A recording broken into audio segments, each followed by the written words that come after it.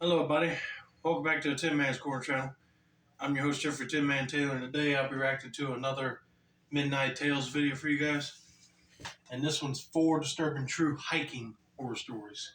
So I'm going to turn the lights back off, move the camera up here for you guys, and let's get this reaction on the road in the bag. Alrighty, here we go.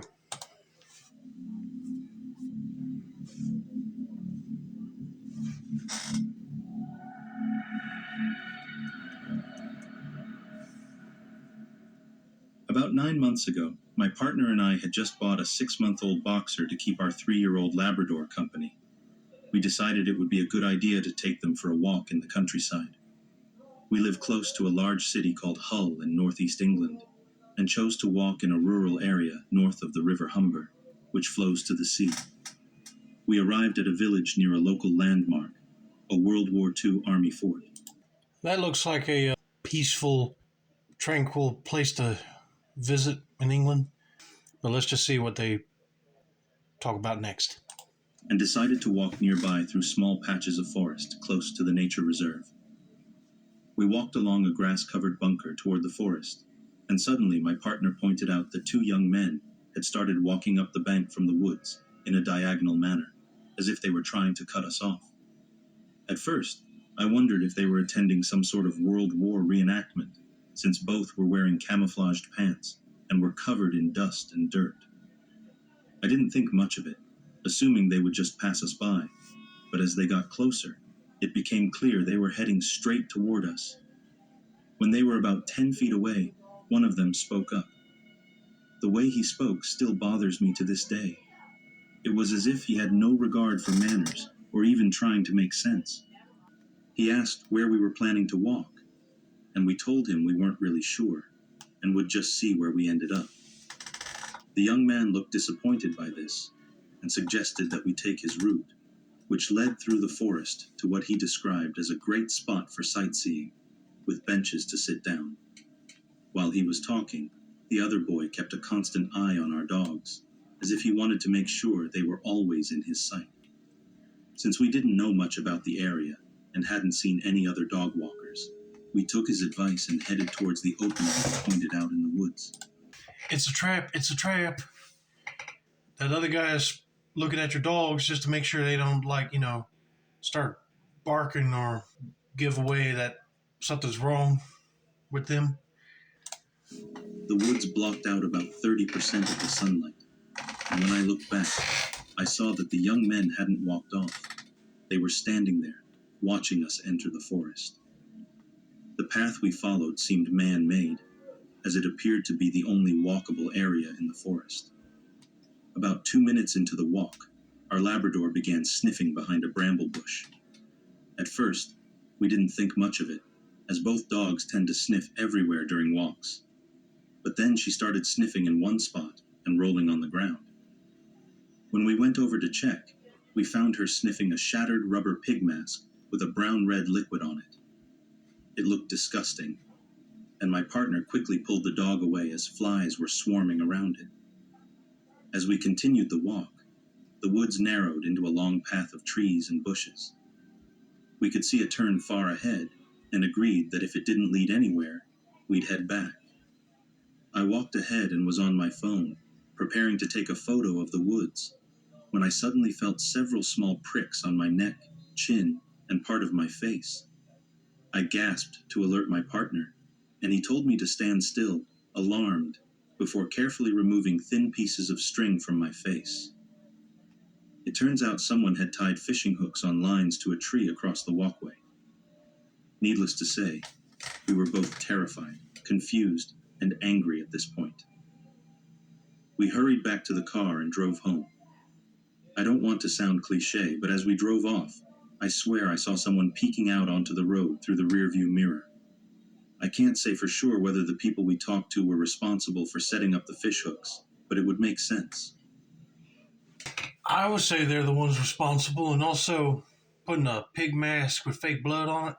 They're really trying to scare you, but why would you set up a trap with fish hooks? I mean, unless you're trying to prank it, but that ain't no prank because that can literally injure somebody. But I bet you if they kept on going, they probably would have ran into more traps. Once I get back in the car, I'll be calling the cops about what's going on, or even the park rangers, just to alert them that there's some people wearing military type clothes and setting up booby traps in the woods for no reason. I don't know what these guys were thinking, but let's get to the next story.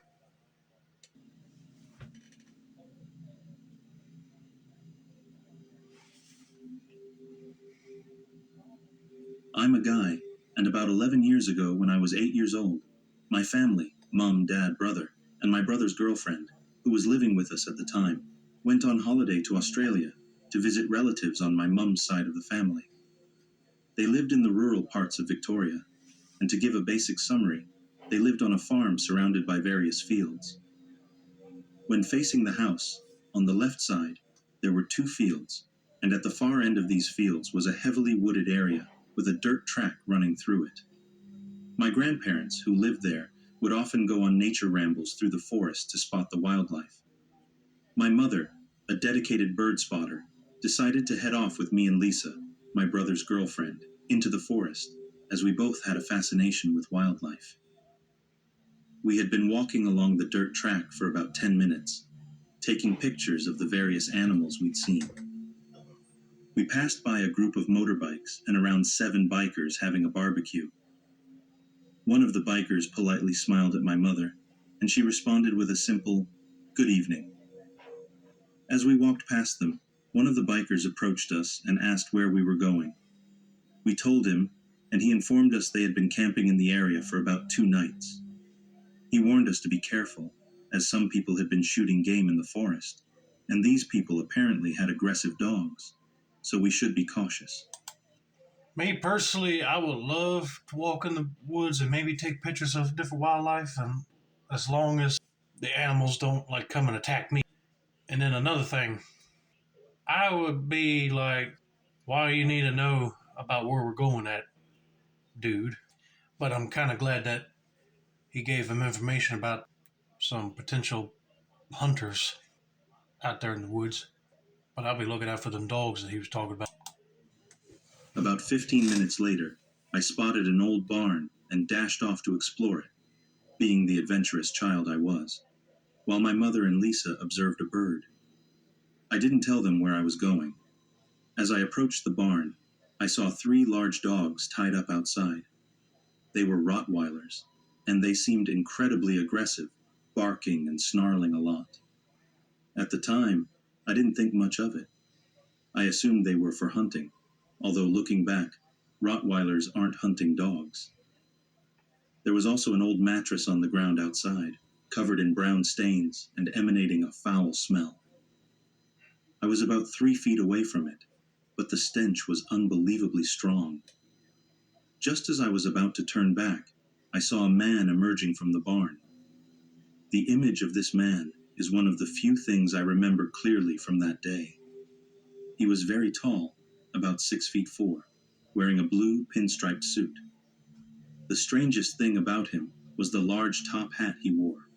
His clothes looked worn, and his face, the parts not covered by a large brown beard, was red, as if he had been working out on a hot day. I remember he smiled and approached me. I asked him if he was a magician, to which he replied, "No, I look after doggies." "Do you like doggies?" I told him I did. This is when things started to get weird. He began to approach me and asked if I wanted to come inside and have my picture taken with the dogs. I politely refused, saying my mum would be looking for me. He lightly grabbed my hand and insisted it would only take a second. At that moment, I heard my mum shouting at the man, demanding to know what he was doing. She had come looking for me. The man let go of my hand and just stared at her blankly. She asked him again, but he continued to stare, not saying a word. My mum immediately grabbed my arm, and we quickly walked back to the entrance with Lisa. We were about halfway back when I turned and told my mother that the magician was following us. Yeah, I'll be calling him a magician too, because the way you're describing him in a top hat. But then why would he be out there in like the middle of nowhere next to an abandoned barn? with Rottweilers. Yeah, something's fishy about this guy, and then the fact that he won't let go of you, he won't answer the mom. This guy is not polite, and also he may be a potential kidnapper, so they need to be on their toes, looking around. She turned around, and sure enough, he was power walking behind us. My mum screamed at him, asking what he wanted, but again, he didn't reply. He just kept coming. At this point, my mum began walking even faster, practically dragging me along. The next part is mostly a blur to me. I remember my mum gasping, picking me up, and sprinting full speed while screaming for help. My mum later told me that the man had started running toward us and had managed to grab my leg. She said that Lisa jumped on his back and scratched his face, but he threw her off. My mum kicked the man in the groin, grabbed Lisa, and continued running with me over her shoulder. We slowed down shortly after, trying to catch our breath. But then, the magician reappeared from the bushes. My mum started panicking again and ran with me as the man sprinted after us. We were nearing the area where the bikers were camping, and my mum screamed for help. 2 bikers emerged from the trees, and she yelled, "That man tried to kidnap my son." The magician immediately bolted in the other direction. One of the bikers chased after him, but unfortunately, the man had a head start and got away. The bikers were incredibly kind. I soon forgot about the strange man after one of them let me sit up front on his motorbike, while my mum and Lisa rode in the sidecar. The biker took us to the nearest town and dropped us off at the police station, where my mum filed a report. After that, he gave us a lift back home.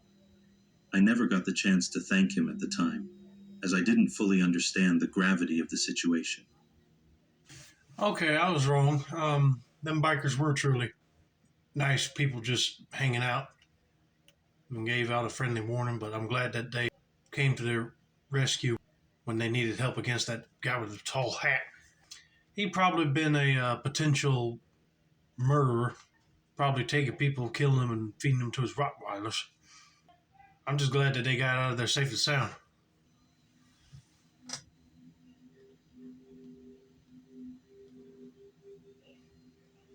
A few months ago, I was out hiking with my friend. We live in the mountains of western Maryland, and we were about 6 miles into an 8-mile loop we've done frequently when we decided to take some pictures and eat a snack at a summit. This area of the trail had a park, benches, tables, and a parking lot. While sitting and talking, I noticed a man walking around the parking lot alone. He was walking aimlessly and staring at his feet. What confused me was that he was in jeans and a button-down shirt, not exactly hiking attire. We decided to set off on the last 2-mile leg of the loop. This part goes downhill to the headquarters of the park and is cut out of the mountain.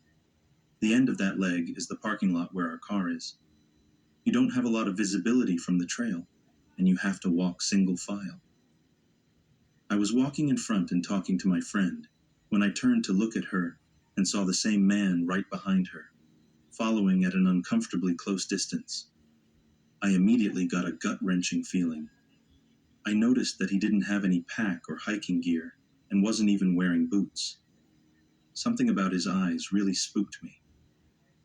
After walking a bit more, he continued to follow very closely.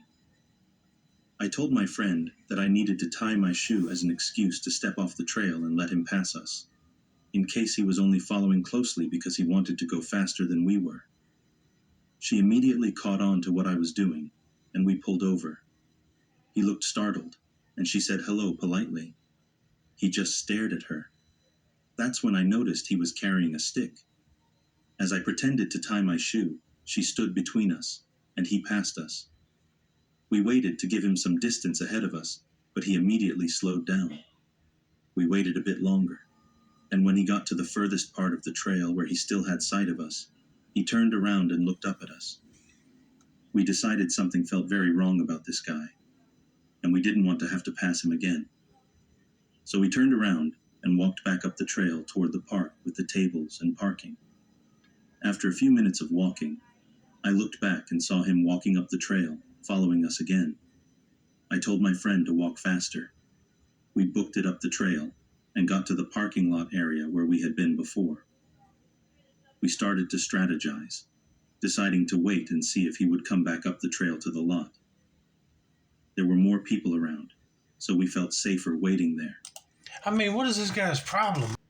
If he's not carrying a pack, that makes me think he's a strange homeless guy. But really, why does he want to go after them? He might be a potential runaway lunatic or something, you never know. About 20 minutes went by, and nothing. We discussed whether that meant he had kept going on the trail, or if he was waiting in a more deserted part of the trail. Soon, we saw a couple come up from the trail we had been on, presumably taking the loop in the opposite direction from us. We approached them and asked if they had seen anyone on the trail between this lot and the next. They told us they saw a young man sitting on a rock about halfway down. They described the man who had been following us. We explained our interaction with him to the wife, and we had a back-and-forth conversation about whether or not he was a threat. Finally, the husband interjected and said, "We need to call a ranger. He wasn't just sitting there. He had a knife and was carving that stick." Needless to say, we called a ranger. The nice couple walked the last leg with us to make sure we got to our car safely, and even gave us their numbers in case we needed anything.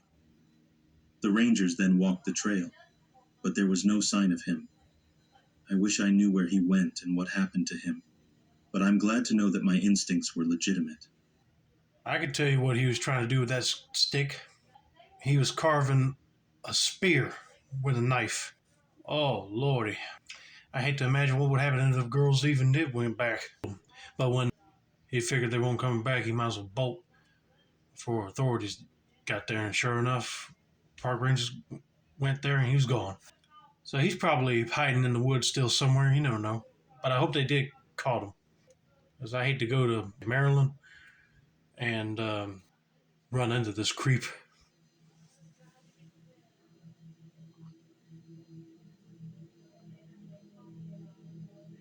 A few months back, my girlfriend and I were bored, hanging around the house, and spontaneously decided to go out for a hike. We don't hike often, but the idea appealed to both of us. Even though there was only about an hour of daylight left, we figured we had enough time to enjoy a quick hike before it got too dark. We quickly filled up our water bottles, put on the best walking shoes we had, and were out the door, driving up into the mountains. Around my area, there are many hiking trails, with a greater variety as you go farther into the mountains. We usually stuck to the base of the mountains, where most people hiked, but we wanted to change things up, so we headed farther up the mountain road to a trail a friend had mentioned. Like I said before in previous videos, I love going to the mountains, but I never hiked on a hiking trail. But that would be a nice thing to do one day. We kept an eye on the time and figured we could hike for a bit, enjoy the new environment, and finish up before it got too late. We arrived at the trailhead and noticed there were no cars left along the road where the trail begins, but we didn't think much of it due to the time. We still had a good 45 minutes until dark, so we continued on. We started walking down a fairly steep hill, which regained elevation with an equally steep hill on the other side. We reached the top, and from there, it was smooth sailing. We saw a lone coyote off the trail and some rabbits, and I made a quip about how those rabbits might need to be careful with the coyote lurking around. She playfully hit me for that one. About a mile into the trail, we saw a large fallen tree that made a bridge over a dried riverbed. We decided to rest, climb around on it, and take some pictures. After about 10 minutes, we resumed hiking. We continued for a short distance until she heard a rustle in the trees behind us. We stopped, mildly spooked by the size of whatever had made that noise, but continued on briefly before she decided she was done and wanted to head back. It was twilight now, so I agreed, and we turned around to head back to the car. When we made it back to the fallen tree, my shoe had come untied, so I used the trunk to fix my laces. I looked behind us for the first time during the hike, which was uncharacteristic of me, but I was having fun, so I wasn't paranoid. We still had a good 45 minutes until dark. It was twilight now, so I agreed, and we turned around to head back to the car. When we made it back to the fallen tree, my shoe had come untied, I looked behind us for the first time during the hike, which was uncharacteristic of me, but I was having fun, so I wasn't paranoid. I saw a person dressed entirely in black with a hood on, walking a significant distance behind us at a slow, even pace. It wasn't necessarily alarming. So what if they were wearing black with a hood? I wear black most of the time, and it was cold out. Still, this triggered me to be more alert, and I informed my girlfriend about the person's presence. It was dusk by now. We continued at a faster pace through a winding section of the trail, and I lost sight of the person. When we came around the final bend of the section, I figured they were far behind us, and that there was nothing to worry about. Sooner than expected, the person reappeared behind us, but this time, they were much closer, probably only about 50 feet away compared to 100 feet before. Since we had increased our pace, this alarmed us. We briskly walked around another bend, and as soon as we were out of sight, we started running. It seemed like a natural reaction for both of us, as we just started sprinting without saying a word. We were nearing the trailhead, with only the hills left to navigate. We paused for a moment to catch our breath, and I looked back again. I saw the person halt their sprint as soon as they noticed me looking back, as if they were trying to maintain the illusion of merely walking. At this point, I shouted, "Go!" and we sprinted down the hill. The remaining light struggled to filter through the dense trees around us, and the steep hill was challenging to run down without a clear path. We stumbled down, almost falling several times, slamming our feet on rocks and loose brush. But we didn't fall, and we didn't look behind us.